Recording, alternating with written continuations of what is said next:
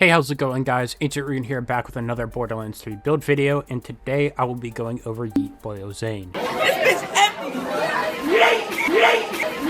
This is a Tediore Chuck Zane build, which shows the true power of Tediore. Tediore has some amazing power and clear times, which a lot of time are underrated. I want to shout out Joe for Log and Less Handsome Jack for all their hard work in Tediore testing, and Joe has a Tediore build himself, which is pretty similar. I'll link that video in the description.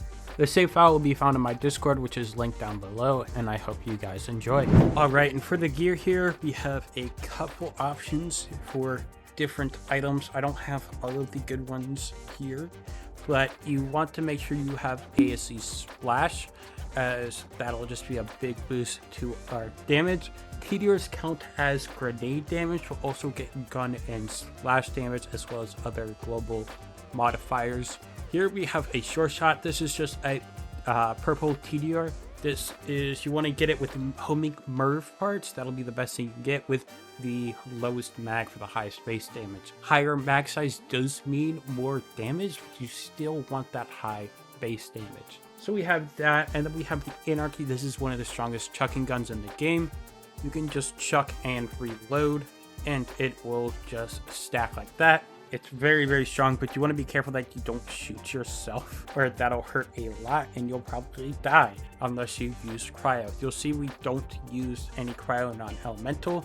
You can pair that with duct tape mod if you want, but I'd rather element match. But it's whatever you want, and also farming can suck sometimes. I'm pretty sure 18 times is technically best for chucking, but in the end it doesn't matter because it's the Anarchy and insanely strong.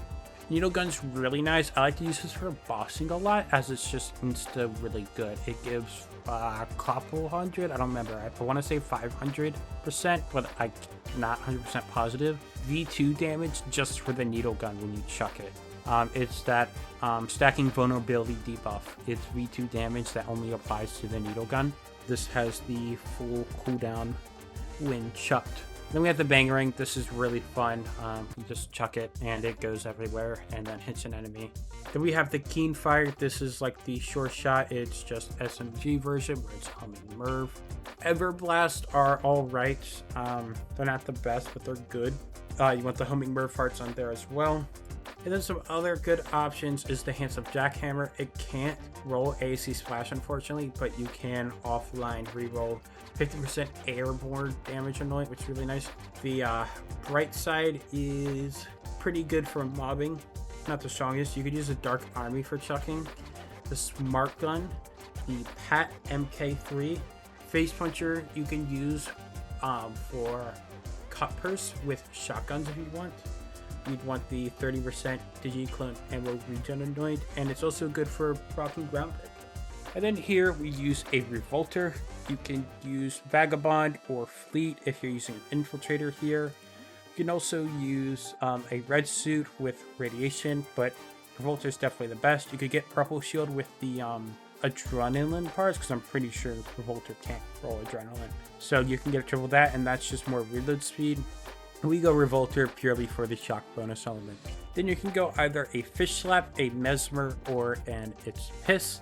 Those will all be beneficial, but the main thing you want is a grenade with the actual active grenade damage.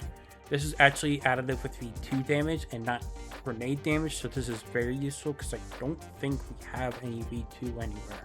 No, we don't. So this is a very impactful. We have jumping and singularity parts. Doesn't matter too much. Jumping is good for the Fish Slap. We're mainly using a Fish Slap here because we use cutpurse without the launch pad. That is an option, so that's why we go that. Mesmer is really good for drawing off aggro, which also will help us get Trick of the Light active more often. And then It's Piss is just good for debuffing, but Clone will throw these Fish Slaps, and also Duct Tape mod will throw Fish Slaps. I'm not actually sure if Fish Slap Cutpurse works, since Face Puncher doesn't with Clone. And then we have the Anti-Freeze. You can also use an Infiltrator. You just want as many points with the class mod as Violent Momentum, as these Tediore gets gun damage, and we'll be running around chucking and throwing. You want to look for grenade damage, flash radius. Actual cooldown would be good. Crit damage doesn't really matter. Not too many options, just anything beneficial will be good there. Infiltrator can be really good because then you can have Fleet on here, but you will have less survivability and less cooldown because you won't have top off active. You could run an AAC on here as well, which would be nice, but I like using anti-freeze instead. Also, if you get cryoed, you're not destroyed with your move speed. Then you want a cutpurse, either Victory Rush or Launchpad. Victory Rush is really nice because it gives me 1 damage, which we don't have anywhere in our skill tree. Launchpad is good for easy hitting enemies and getting back ammo, but I would sometimes, if I need to, just like slam the ground around enemies and get ammo back. But Fish Slap will also be doing that for us.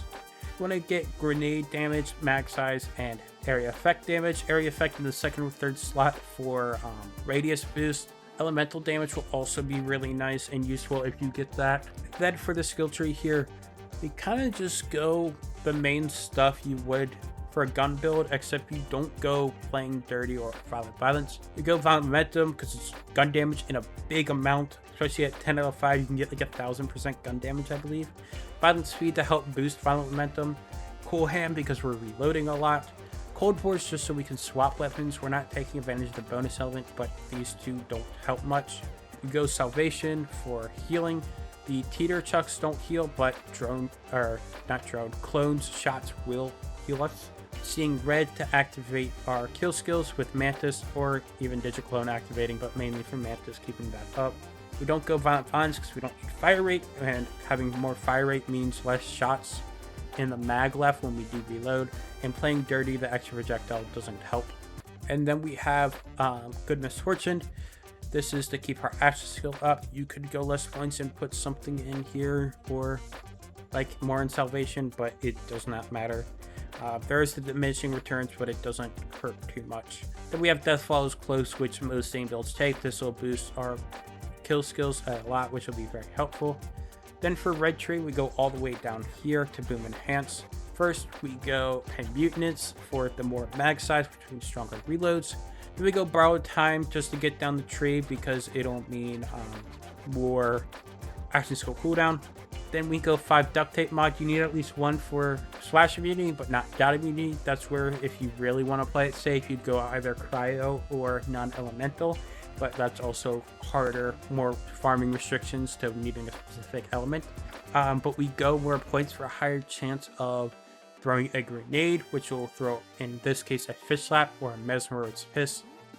It says 4 seconds here, but it's actually 8 seconds from Bug. Then we have Fractal Frag, so Clone is throwing a grenade. Then we go rest of the points in Donnybrook. This will give us some health regen, which is nice. You can also throw this in Borrowed Time. The gun damage doesn't matter as much when we have 10 out of 5 violent momentum. Then we go Quick Breather. This helps with Clone survivability. Hold use, so if we go in the fight for life, we can sacrifice Clone and get back up. Pocket full of grenades to help keep our grenades up, and with Boom Enhance. Supersonic Man for move speed, which means more violent momentum bonus. And then Trick of the Light is a bonus element we should be getting often, since we have which one's real with Clone drawing aggro. Then we go Nothing in Green Tree because we'd rather spend our points down here. Nothing really matters here. If we go Renegade just because it's nice health regen, but the accuracy doesn't matter. Crit damage doesn't really matter too much, but you can crit. Commitment is a big thing. Action cooldown rate and consistent gun damage is nice. Fugitive for spreading and running and reloading all together, and the domino effect for that reload speed. And then for Mantis, we go No Way Out for the debuff, and then Proliferation for Mantis charges, which means we get a lot more stacks of Borrowed Time in Supersonic Man. And I didn't really go over Digiclone, so we'll go over this. Which one's real to draw aggro, and then Doppelbanger, so if we need to reposition Clone, we can blow them up and then just place them later.